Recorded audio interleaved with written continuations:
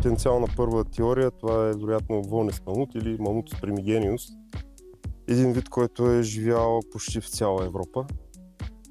Конкретно това животно, което тук е намерено и са намерени по-скоро части от него, долна челюст, няколко фрагмента от ребра, бивни, разбира се, лопатка и други фрагменти от части. Вероятно това, което виждаме към момента е само една малка част, другата вероятно е заровена под краката ни буквално.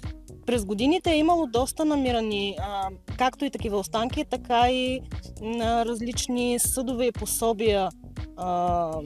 Районът е доста интересен от историческа гледна точка. Да, намирани са и то много често излизат, особено по поречието на реката. Размерите са впечатляващи по принцип на този вид. Може би почти около 5 метра височина, над 7-8 тона тегло.